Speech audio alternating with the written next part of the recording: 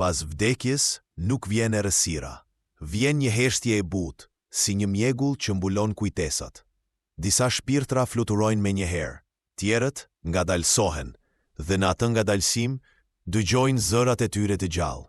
Mami, a je ti? Ata nuk mund të përgjigjen, por rrinë, sepse nuk janë mbyllur. Një bie 8 vjeçare zgjohet çdo natë në orën 3:14. As një zë, as një zhurmë, por di se babai i saj është aty. Ai vdiq në atë orë. Ajo nuk e thot askujt.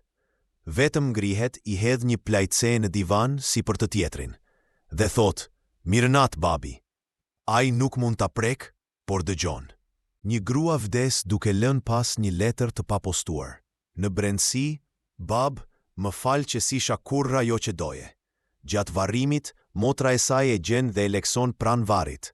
Një erë e butë merr letrën dhe e bart lart. Ajo e sheh, u dërgua, dhe di se ai e dëgjoi, por ajo ende rri aty, derisa familja thot, "Je e lumtur." Çdo mëngjes, një burr i zgjohet dhe jen kavanozin e çajit të gruas së tij të ngrohtë, edhe pse ajo vdiq para 3 muajsh. Ai nuk i pret dot, por një ditë thot, "Faleminderit zemër", dhe kavanozi bie në dysheme.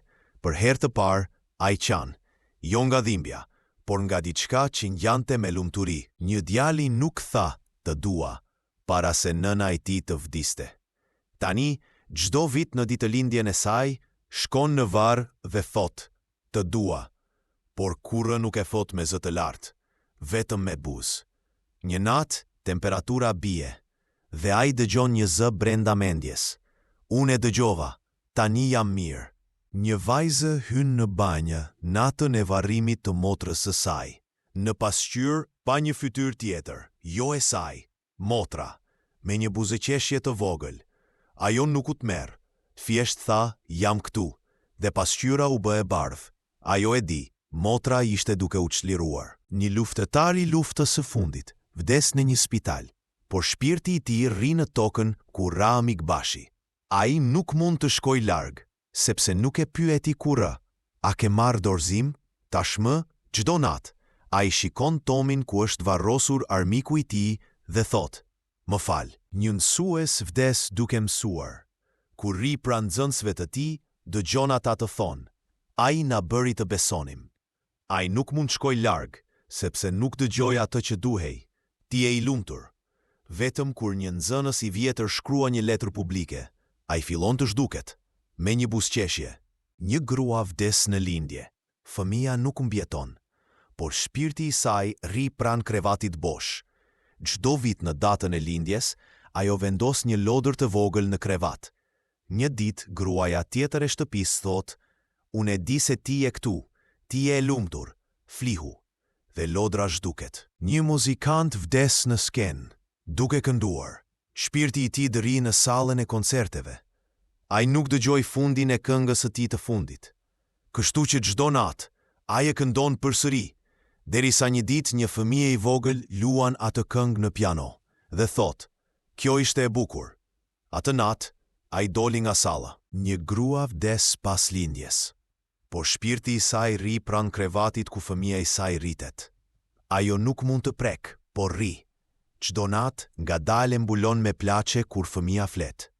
Kur ai bëhet 18 vjeçar, thot, "Unë e di se ti je këtu, ti më ruajt." Dhe një erë e butë fryn nga dritarja, si një puthje e fundit. Një burr vdes duke qenë i heshtur. As një "të dua", as një "më fal." Shpirti i tij rri në shtëpinë ku jetoi. Ai dëgjon bijën të thot, "Do të doja ta kisha ditur çfarë mendonte."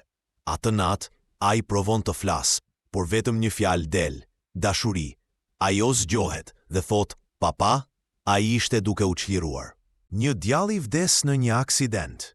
Në oborin e shtëpisë, atë ditë, një pemë filloi të rritet papritur. Prindërit e din, është ai. Çdo vit në ditëlindjen e tij, pemës i dalin lulet me emrin e tij në gjuhën ilire. Një ditë, pemës i ra një deg.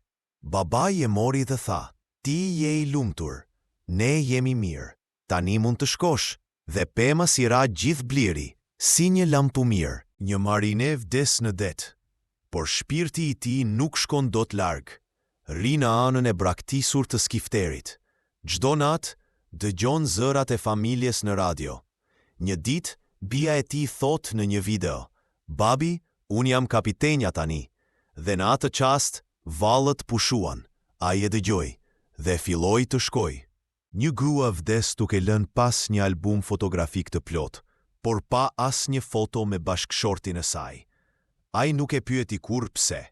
Tashmë çdo ditë ai hap albumin. Një ditë, në një foto bosh, shikon 2 hapat në rër, si të ishin të tyre. Dhe një zë thot: "Ne jemi këtu."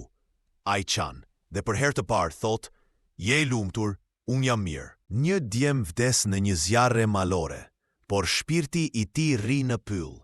Çdo pranver, një lule e rrall digjet në tokë ku vdiq, pa arsye. Një ditë, babai i tij shkon aty dhe thot: "Ti më mposhtë, unë jam krenar." Dhe lule digjet fort, si një flamuj i madh. Pastaj zhduket. Ai e di, djali ishte duke u çliruar. Një shtëpi në një fshat malor nuk shitet kurrë. Çdo banor thot: "Ka diko këtu." Por nuk është frikë. Është një grua e vjetër që rri në dhomën e saj. Ajo vdiq duke e lënë pas një dhome të pastër, një tryeze të mbushur. Kur një familje e re thot: "Faleminderit që na e vuajt shtëpinë", ajo i lëshon qelsat në tryezë dhe drita e dhomës fiket për gjithmonë. Një burr vdes duke e lënë pas një letër të fshehur: "Më fal që nuk isha aty." Bigjet e tij e gjen pas 40 vjetësh. E lekson e djeg para varrit. Flakët ngrihen në formë dorë. Ai thot: "Unë të fal, tani shko." Dhe një erë bute bart ashin në qiell. Ai e di, babai e dëgjoi. Një pianist vdes duke lënë pas një kompozim të paplot. Çdo natë dëgjohet muzikë nga odaja e tij. Një ditë, bia e tij e mbaron kompozimin. Kur luajti notën e fundit, pianoja vazhdoi vetë për një sekond. Pastaj pushoi. Ajo i di, ai e dëgjoi fundin dhe filloi të shkojë. Një djali vdes në një operacion, por shpirti i tij rri pranë shtëpisë. Çdo ditë ai rri në korridor, duke pritur që motra e tij të thotë: "Jam mirë." Por ajo ankohet, hidhet, nuk beson. Derisa një ditë ajo thotë: "Po, jam mirë, ti je i lumtur." Dhe një zile e vogël në dhomë ringelet, pa asnjë dorë.